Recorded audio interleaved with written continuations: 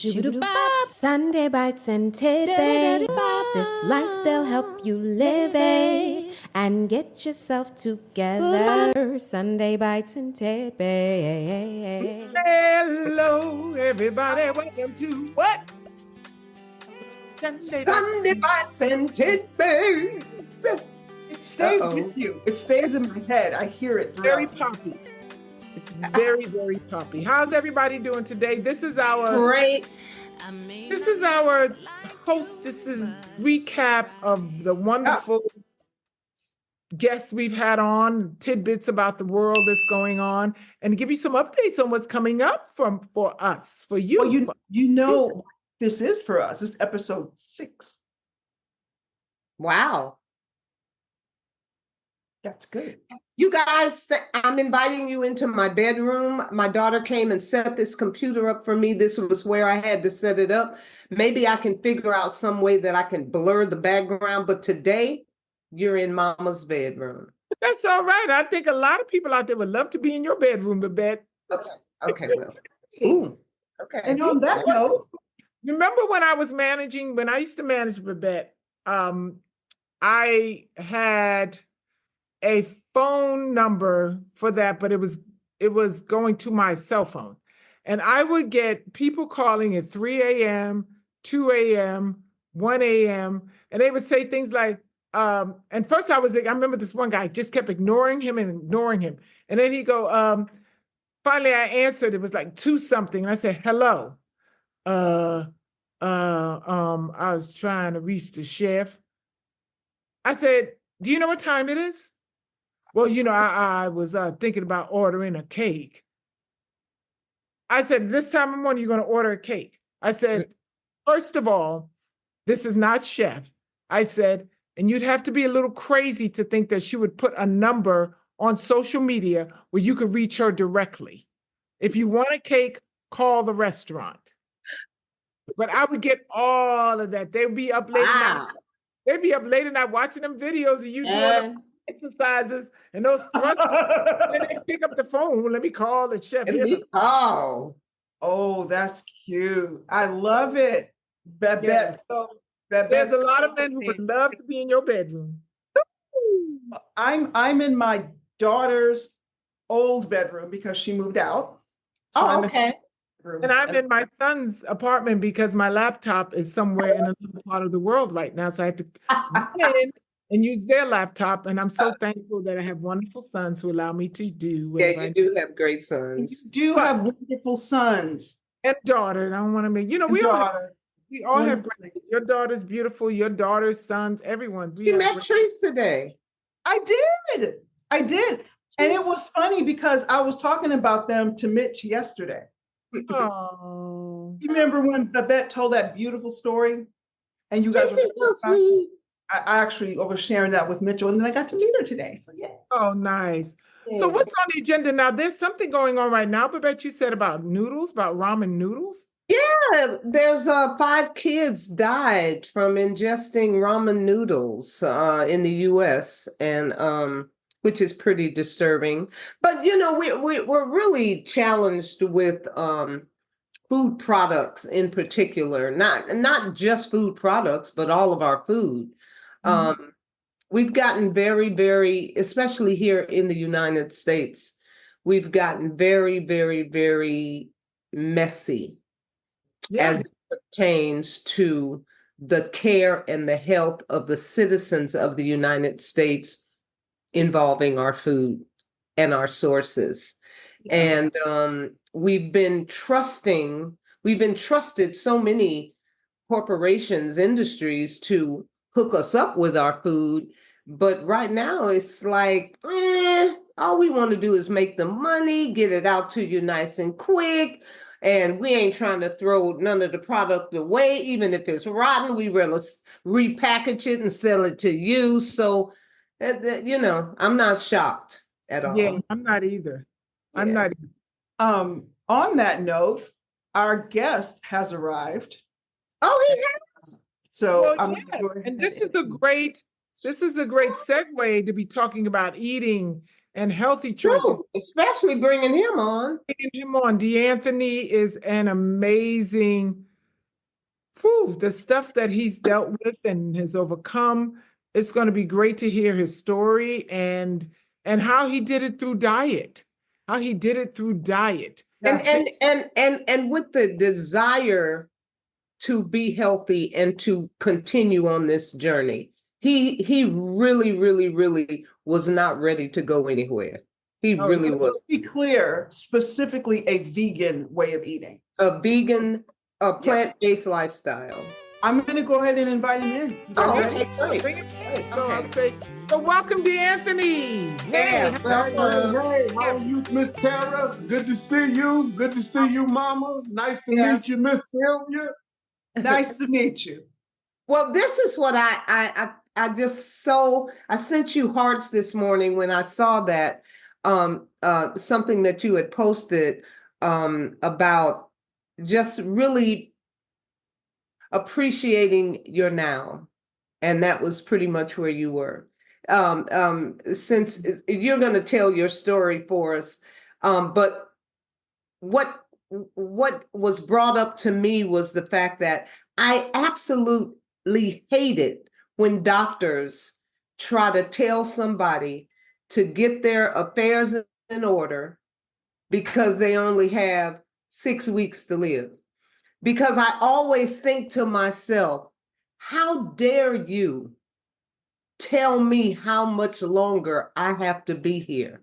I have the same amount of time as you, the moment. Period. So your orders, your stuff ought to always be in order because you ain't got but the moment. Each and every second is all you got. Don't you? Yes, because ma'am. You are telling me I got 6 weeks.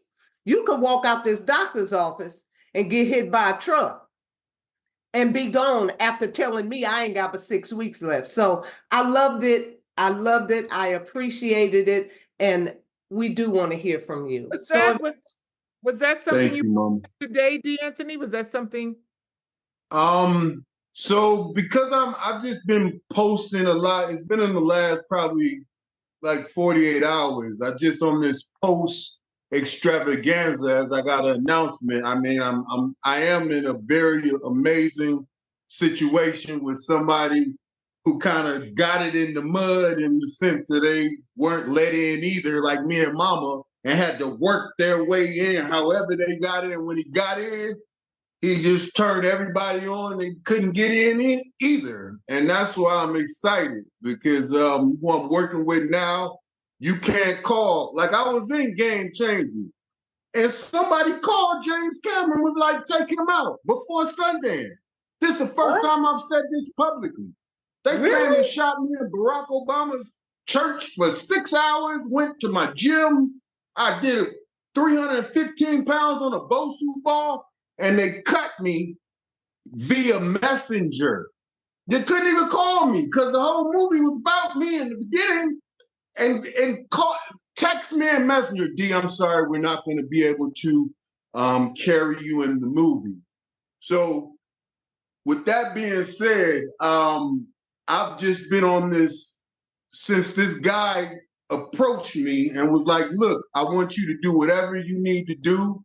He said the United States consumes 30% of all media. That's 70% of the world, and I'm in 144 countries. And then I just got excited. I was like, nobody can shut it down this time. And that's kind of, it was in that flurry, Terrah. So yeah, it was probably 2 days ago, but Facebook and Instagram just post yourself anyway, and make it look like I just posted it. But I know I didn't post that today, but it might have got some traction today. It was in the last 2 days, though. Absolutely. Okay. It's very recent. Wonderful. Wow. And I know, Babette and I have interviewed you. I love it. See, that's the rawness of tidbits, That's just raw. It's the stumble of the tongue and the lips aren't moving right. And this has just been one of them days that I just go, with the moment. This is the moment. I'm here with Dee. I'm here with my ladies. But Sylvia doesn't know your story. Babette and I have interviewed you. I mean, I know sometimes people don't like, I got to tell that again. But I think it's so inspiring. Could you please share, you know, you can do the condensed version of what happened, when they told you, and what you made a decision, because that's what people want to hear. Is like, because no matter whether 20 of us have heard it, the 21st person it might inspire. Right. Absolutely. I agree with you. And I know it's the only reason I'm here. I lived an amazing life. I did everything I wanted to do. And then God was like, all right, well, prove you want to be here. That's how I look at this situation. So I was born with neurofibromatosis, Sylvia, which is a rare neurological disorder that causes tumors to spontaneously form on your peripheral nerves. I mean, that's kind of Spider-Man's definition, the Incredible Hulk, all the Marvel characters. That means they don't know what's wrong with me other than tumors spontaneously form because of something interesting that happens in chromosome 17. That's the extent of the research. Wow. Because it only affects 200,000 people. So being born, you're kind of told, don't expect too much in life. Be happy you're alive. Don't expect to be active. All of that type of stuff. Don't expect too much. And that's how I carried it until my mom put her foot in my butt, and she was an AIDS patient very early in my life. My mom lived with AIDS and HIV for 10 years. Got diagnosed at the blood drive. She was a big wig in the PTA that kind of founded the blood drive, and found out that she was HIV positive through my school blood drive. And as my grandmother tells me, is that she was ready to go once she had, been diagnosed, but she had you. And she was determined to stay alive at least till you were 16, 15, where you were halfway a man. Before I say she didn't want, she was ready to go. But she had you. And I said, okay. And that's kind of how this story started, was my mother making me feel like my tumors were a superpower. Even though I didn't believe it, it was enough that I didn't want to hurt myself, because I was suicidal early. I was getting in fights in kindergarten, because being the tumor kid is just not fun at any age. And if you don't have a mother like mine, you kind of want to kill yourself. I mean, there's no point to get up every day to get teased and look different and feel different. And this woman instilled in me that it's something wrong with everybody else. That's why she's so amazing. And I believe that she's like, it's something wrong with them. There's nothing wrong with you. So for the first, 16 years of my life, it was me and mom, her trying to do whatever she could do with this disease that I have, that is the pre-existing condition that Barack Obama changed the law for. So these tumors that arise subcutaneously, and they're internal, the insurance lobby was able to code them as cosmetic. And they are the conduit to bone cancer. Oh, yeah. They're going to kill me. I'm just going to say, because I'm about to tell everything. For 100 years, people with my condition have been discriminated against and told they couldn't get the surgery because this conduit to cancer is cosmetic. That's how when you got money and you're on the insurance company, you can wiggle out of covering people. I am the patient that he is talking about when he wrote that law. Wow. Me and my group of people. I watched so many people die, so many kids, so many people in my community who got the surgery refused that would have saved their life. And nobody talks about this because everybody's dead. I'm the last man standing from the group from the 90s. I am a Human Genome Project baby, okay? Dr. Francis Collins, the director of the National Institute of Health and the manager of the Human Genome Project, discovered the NF gene in 1990. Terrah, when I'm telling that story about I lost my basketball career, mama, and in my second week of junior, in that 90 days going into junior year, it was his study.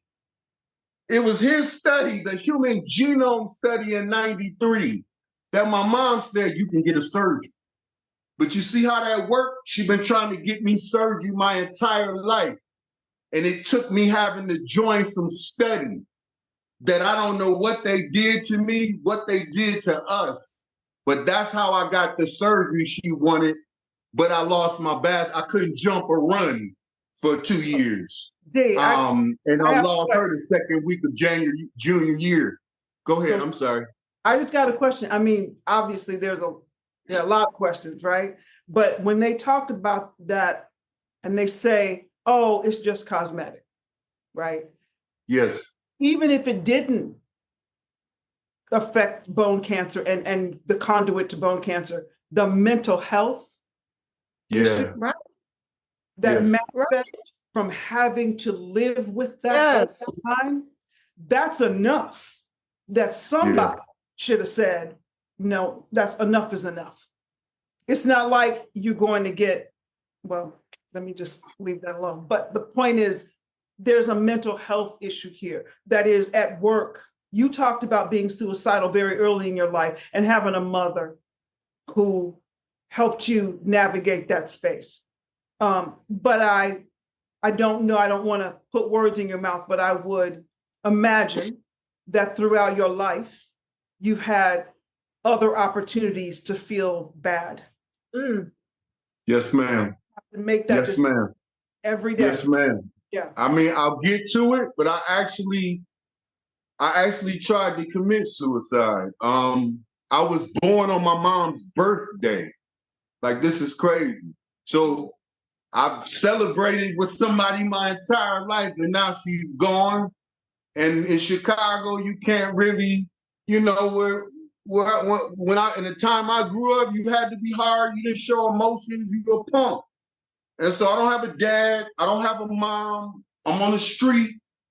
I have an opportunity to go live with the reverend of the church or my grandmother. And I wasn't going to neither one of those places to live. And so, and I probably should have, but I had to go through everything to have the impact with the amount of people I did. But ended up on the street and figured it out in the wrong way. But how I dealt with the mental issues, because it's Sylvia. I didn't want to get up every day, but I had already took on this persona that I'm fine. I'm straight. I'm good. So now it'd be different if I was showing some type of grievance, but I'm D, I'm fine. And that's why I messed up, because then you got to get up every day and be fine, even when you're not fine. And that was what, in therapy, looking back and in reflection, you learn that was the build-up, the wick on the dynamite might stick. That was just, it was going to do what it was going to do just over time. So this is how my life was. I was born on her birthday, December 21st. Her death date is September 13th. And then we have Mother's Day. And they're spaced out just enough in the year where you get 2 months of peace and tranquility, and you fall out drugs and alcohol. Peace and tranquility. And it wasn't even drugs to enjoy drugs. It was, I'm snorting an ounce of cocaine and drinking a fifth to be numb for the 3 days I can disappear on the weekend and then show up normal through these 3 Target dates. Yeah. And that worked for like 6-7 years. And in 2000, I woke up strapped to a gurney, legit to a gurney. I had apparently taken everything in the medicine cabinet, been found, and I woke up in the hospital on the crazy part of the hospital, on the 5th floor, strapped to a gurney. But that's what changed my life. But the whole mental health thing you just mentioned, it's the other part of this.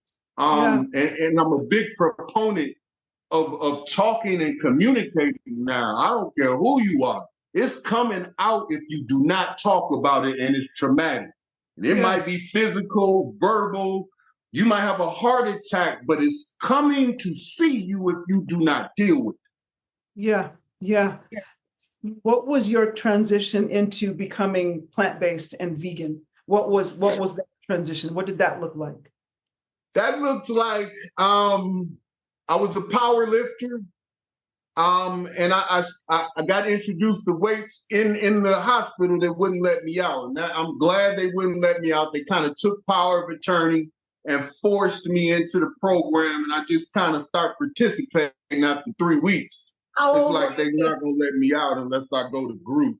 How old and I got introduced to the weights. And I got an addictive personality. So I'm 10,000 calories a day, 40 pounds of chicken breasts a month, whey and casein shakes whenever I can get them down my throat, all in an effort to be the biggest, strongest, baddest, soberest guy on the planet. My intention was amazing, but my information, where I was getting the information from, was the pivotal point in my mistakes, as I was feeding a tumor disease that I was already born with. I didn't understand that. Yes. I already have the tumors that are benign, and I'm waiting patiently for them to convert anyway. And what I did with that behavior is I helped the conversion faster. It was me. And my teacher made me see that. Like, I didn't want to hear that. But today I can say it was me. It was my fault. It was self-inflicted. It could have been prevented, but I had the wrong information. And in January 2012, I'm even go back to 2008 when I was having the pains. Because when I got to the doctor, he was like, man, this thing is healthy. It's been in there about 5-6 years. You didn't feel nothing? I said, yeah, but I had my daughter walk on my back and it go away. And I thought it was just from lifting 600 pounds like a dumb man, And I ignored it for a good 4 years. Wow. And I equated the pain to whatever I was doing in the gym, because I was pushing 450 and pulling 600 or 700. So it made sense. My back is hurting. It's hurting on and off. Until that pain started feeling like a cat or something animal was tearing, trying to get out of my body. Like, that's what got me to the doctor, was literally, it felt like something was trying to get out of my body. And what it was the tumor breaking through the muscle tissue. It was connected to my rhomboid, my rear delt, and part of my lat. And so it was tearing the muscle, trying to get to my spine and take me out. That's what it's designed to do, latch onto the spine and become the bone cancer. Because again, the tumors start on the end of a nerve, and then it latches on and infiltrates. But you got a little window there. Like, it doesn't start in the bone, but that's where it's going. Bone, lungs, brain. Yeah, we got the real cards. So but in how 2012, were you, to answer your question. D, how old were you when you went into the facility? To get my 35. Wow. 35. 35 is exactly 12 years ago. And what's crazy is my mom died at 35. And in the 12-year cycle, depending on how far you are in the spirituality, they say the 12 years. And if I think about it, I sold drugs. I didn't kill nobody, but I did a lot of street stuff. Like money, just did a lot of things. I wasn't the thug that hurt people. I was the one that empowered people, just made ridiculous amounts of money. That's what I know, not being the gangster guy. Those are my friends, but I made sure everybody was taken care of. That's why I've never been to jail. I don't have any felonies. I don't even know how this happens, how you live what I live, but I do. God made me pay for that with 11 9-hour operations, Miss Sylvia. So I can't even act like I got away with anything. And 385 incisions from my head to my toe. So I paid for it, you know, and $300,000 in copays. So I can't even act like it's not a glory story. Everything balanced out. And my penance is getting up every morning. I promise God I touch 2 to 3 people every single day in hopes that I get 2 to 3 days. So I didn't make it crazy. I'm going to save the world, feed all the children. I said, look, God, go ahead, Terrah. I'm sorry. No. You finish your statement and then I'll jump in. Between surgery 4 and 11, I've been through 3. I was cocky and I was like, I got this. But before every surgery, they made me sign 13 waivers because my surgery, my tumor was deemed inoperable. And I kind of made them clear, like, I'm not leaving the hospital. I don't think I have anywhere to go, as that's how the pain is. And so we come to an agreement under the table that, we will do this. We do not want to do this, but we're going to do this for you. But you have to sign these waivers that exclude us from responsibility should anything happen. I, of course, agreed to that. The first 3 surgeries, I wasn't reading what I was signing because they give you that paper right as they're rolling you. You're like in the operating room, then they hand you the clipboard. And usually it's 2 papers. Mine was a little Bible. And so surgery 4, I'm flicking, and then for some reason, my eyes adjusted, and I saw the word paralysis. And the first 3 surgeries, I said paralysis. And then I kept reading. I said, uh-oh. And then I started tweaking. I said, oh, no. And got scared. Like literally, I did 3 surgeries and shook myself to my core, being rolled. They got the propofol in me, but it hasn't kicked in. And I just start crying.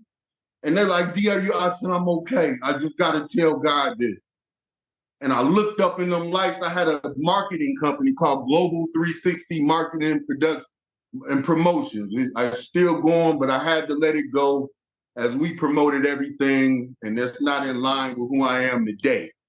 And I told God, I said, look, I'll walk away from Global 360. I'll walk away from the nightlight. I'll walk away from the music industry. I'll walk away from all of this if you just allow me to walk and wake up tomorrow. And then I was acting like he was talking to me. I said, I'm going to throw this in. I'm not guaranteed I'm going to be a perfect person, but I'm going to work toward being a better version of myself every single day. And I promise to touch or save 2 to 3 people every single day in hopes that you give me 2 to 3 days every day. And that's kind of what you see. It's even if I don't feel like it, I got to get up and inspire somebody because I know everybody's watching. And that's kind of what pushes me is this pact I have with my creator that I really thought I wasn't going to walk. Like really, the paper had me shook. But that was the end of the thought, Terrah. Okay, so, and wow, I always love hearing your story. I don't care how many times I hear it because it is so inspiring, when you just think of the small, minute things sometimes you allow to run amok in your day that takes over, and then you feel like, this is just so hard, and then, somebody said, yeah, well, someone else, and there's always someone else. There's always another situation, that you would go, I don't even know if I can make it through that because what I was talking about don't even touch that. You know what I'm saying? But I mean, I always applaud you. I just think you're the most phenomenal person. But let me ask you this now. I remember you telling part of your story about when you changed your diet. There was a man who you met and said, I want you to cut out this. Or tell a little bit about that and how that is mental in you. Absolutely. Wow. That was a lot. That's intense. And because of that, we're going to do a part 2 with DeAnthony where we talk about what changed his life, the diet, the things that he had to do to still be here today. Right. I mean, for me, sorry. No, go ahead. I was going to say, it's not always about the outcome that we desire. For him, the outcome was likely clear skin. Yes. No pain, bone can't. But what ultimately became his outcome was his tumors are a badge of honor. And that's what hooks people in so that he can minister to them. Right. Isn't it incredible how it works like that? It's like through all of that, he finds his purpose. I mean, and what he does is it says to you, really? Right? I'm just sitting out. Terrah and I, we've heard this story, but every time it's a lot.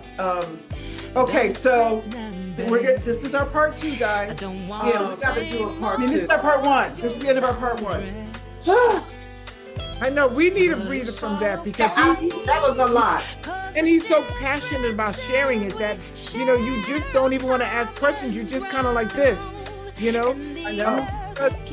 To really overcome something like that. I mean, people are overcoming things every day, but he overcame the option of death, so to speak, and he's still living with it on a daily basis. But I would love to hear, and can't wait for you guys to hear what he did and how important food was in the transformation of his life. Yeah. So we want to thank you all for tuning in. Make sure you tune in next time. We're going to do part 2 with DeAnthony, and we will see you next time on what? But we have to say something. Oh, that's right. So please start, Sylvia. For me, yes. Nobody can do you better than you. Can I go? Yes. Nobody can do you better than you. And I believe that no one can do you better than you. I'm not exactly sure what accent that was. I was trying to do me an accent, but obviously it started. Anyway, thank you all for tuning in. We'll see you next time. And make sure you guys keep tuning in because we have an exciting new announcement for next year in March or April. See you guys next time. Bye-bye.